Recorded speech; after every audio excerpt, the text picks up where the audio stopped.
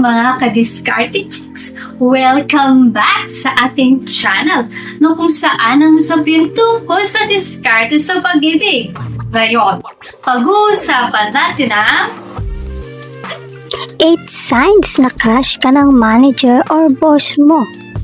Mga ka-Diskarte Chicks, nakaranas ka na bang mag-isip kung may higit pa sa professional na damdamin ang iyong boss para sa iyo?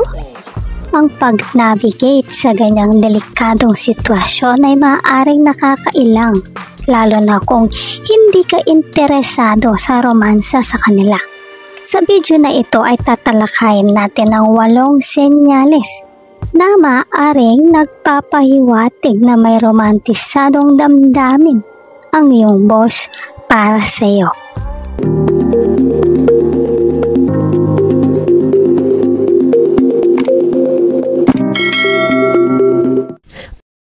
Number 1. Special treatment.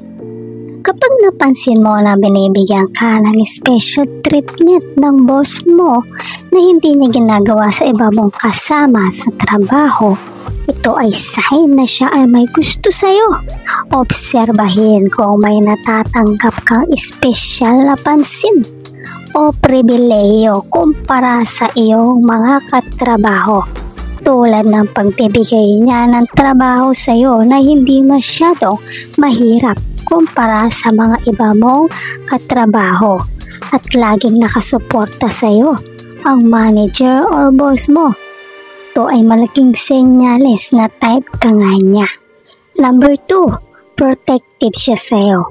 Kapag ang iyong boss or manager ay gumagawa ng paraan upang ipagtanggol ka mula sa kritisismo o negatibong mga kahihinatnan o sa mga chismis na kumakalat sa inyong trabaho, maaaring ito ay senyales ng romantikong damdamin.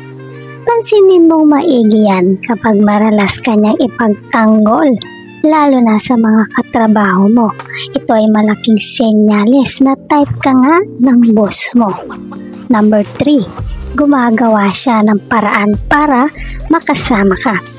Tulad ng pag-invite niya sa inyo ng lunch or dinner after work nyo ng mga kasama mo.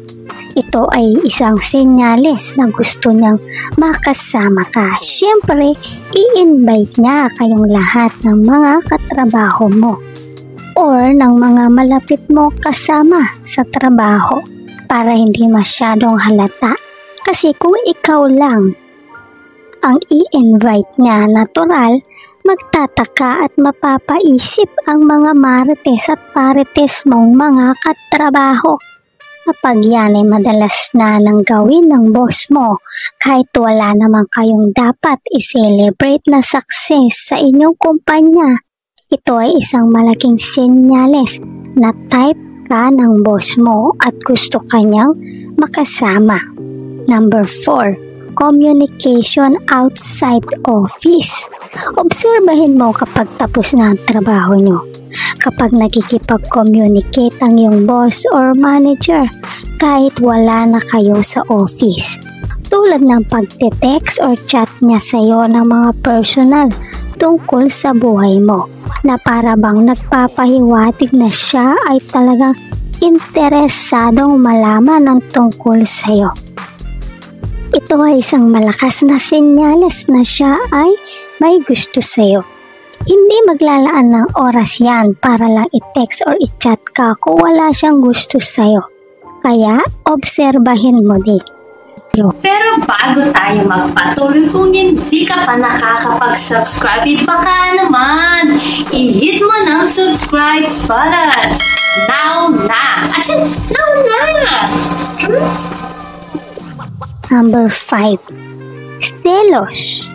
Kapag napansin mo na basta na lang nagagalit ang iyong boss kapag ikaw ay nakikipag-usap or biruan sa mga katrabaho mo na out of work ang inyong pinag-uusapan, ito ay isang senyales na siya ay nagsisilos. Pansinin mo kanyang kilos. Kapag tinawag ka niya, lalo na't nakita kang may kausap na iba, kahit na wala naman, talaga siyang ipapagawa sa iyo. Gagawa at gagawa siya ng dahilan para kunwari ay may ipapagawa siya sa'yo at para mailayo ka niya dun sa kausap mo. Number 6. Personal interest. Nagpapakita ba ng malaking interes ang iyong boss sa iyong personal na buhay? Lalo na ang tungkol sa iyong buhay pag-ibig. Kapag nag-uumpisa na magtanong ang iyong manager or boss tungkol sa iyong buhay pag-ibig, ito ay isang senyales na siya ay interesado sa iyo. Tulad ng pasimple niyang itatanong sa iyo, kumusta kayo ng jowa mo or ng asawa mo? Yung tipong nagbabaka sakali siya na baka ikaw ay taken na. Siyempre, hindi niya direktang itatanong sa iyo kung may jowa ka na ba. Dahil kapag ang isang tao ay tinanong ang ganyang klaseng tanong, kahit sino din naman mapapaisip, diba? Bakit niya tinatanong ang ganyang bagay at sa iyo lang niya tinanong? Kapag yan ay nagtatanong na personal na buhay mo, that's a sign na siya ay may gusto sa iyo. Number 7. Physical connection. Ang physical na haplos kahit sa professional na kapaligiran ay maaari magpadala ng iba't ibang mensahe. Kung ang mga kilos ng iyong boss ay tila mas personal o mas madalas, ito ay maaari magpahiwatig ng romantikong attraction. Kapag napansin mo na maralas kanyang hawakan tulad ng paghawak niya sa iyo sa braso o kamay mo na hindi niya ginagawa sa mga kasamahan mo sa trabaho, ito ay malaking senyales na type ka ng manager or boss mo.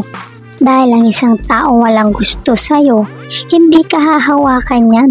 Bagkus ay iiwasan ka pa niyan na daig mo pa ang may sakit. Pero kapag yan ay lapit ng lapit sa'yo, kahit wala naman siyang ipapagawang trabaho sa'yo, yan ay malaking senyales na type ka nga niya. Pero bago tayo magpatuloy, kung hindi ka pa nakakapag-subscribe, baka naman i-hit mo ng subscribe button. Now na! As in, now na! Number 8. Nagpapahayag na siya ng attraction sa'yo. Kung ang iyong boss ay nagpapahayag ng paghanga o attraction sa iyo, ito ay malinaw na senyales ng romantikong interest. Ito ay maaaring magdulot ng komplikasyon sa professional na dynamics. Kaya mahalaga ang tapat na komunikasyon at pagtatakda ng mga hangganan. Tandaan, ang pag-interpret ng mga senyales na ito ay nangangailangan ng maingat na obserbasyon at pagsasaalang-alang sa konteksto. Ang pagpapanatili ng profesionalismo at bukas na komunikasyon ay mahalaga sa pag-navigate sa ganyang mga sitwasyon ng may kagalakan. At yan ang 8 signs na crush ka ng boss mo. Sana ay may natutunan kayo sa video na ito. Ito lamang po ang aking simpleng message sa inyo. Sa trabaho o sa buhay, minsan mahirap intindihin ang mga bagay. Pero huwag kalimutan ang respeto at profesionalismo. Kung may nararamdaman kang kakaiba, maging maingat at magsabi ng tapat. Importante ang malinaw na usapan. Kung nagustuhan mo ang video na ito, huwag kalimutang mag-like, share at subscribe para sa iba pang useful na content. Maraming salamat sa panonood. Hanggang sa susunod na video, ingat kayo palagi. Let's spread love.